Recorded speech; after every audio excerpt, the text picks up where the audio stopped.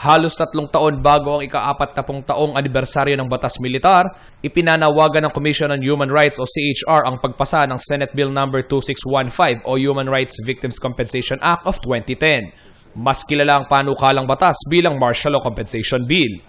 Ayon kay CHR Region 3 Director Attorney Jasmine Regino, layunin ng panukalang batas na bigyan ng karampatang kabayaran ang mga naging biktima ng mga paglabag karapatang pantao sa ilalim ng batas militar sa administrasyon ni dating Pangulong Ferdinand E. Marcos. From the word itself, definitely compensation yun. Pero hindi lang naman sa pera ang pinag-uusapan dito.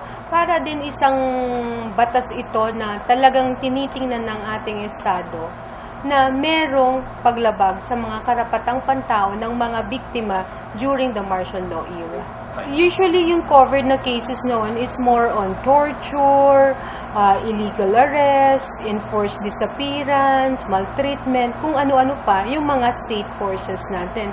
Ayon kay Regino, hindi nakikitang hadlang ang pagbabalik ng pamilya Marcos sa lehislatura para ipasa ang panukalang batas. Malaki rin umano ang tiwala ng komisyon na mapapabilis ang pagpasa nito dahil si dating Senador Ninoy Aquino na ama ng kasalukuyang Pangulo ng Bansa ay biktima rin ng human rights violations. Isa lang naman itong sa Senado, ilan ba yung ating mga senador, di ba? At saka itong sa Kongreso, isa lang din naman. So, napakadami para suportahan itong bill na ito. And it is considered a priority bill of the Pinoy administration.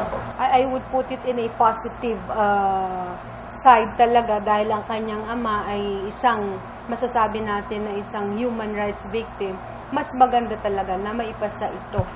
Ayon sa komisyon, pag-aaralan raw sa ilalim ng panukalang batas ang nasabing kabayaran para sa mga naging biktima ng paglabag sa karapatang pantao sa ilalim ng martial law.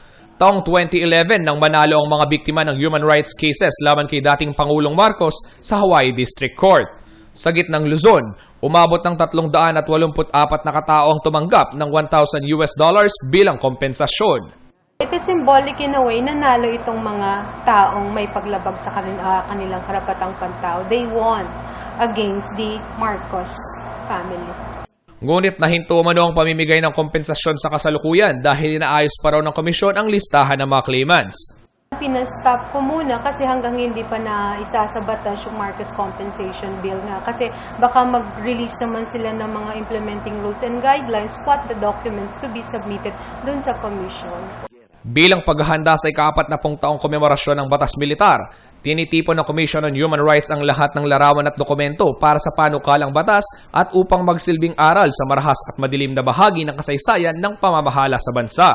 Yung lahat ng mga martial law case files from ISAF, tinurn over sa Commission on Human Rights Central Office. So, ang gagawin namin, i-digitize namin yung mga cases na ito. Kung maisabatas na itong Marcos Compensation Bill, hindi na tayo masyadong hirap sa pagko-collate ng mga at yung mga dapat makareceive ng compensation. Ako si Justin Dizon, alerto, alisto sa pagbabalita.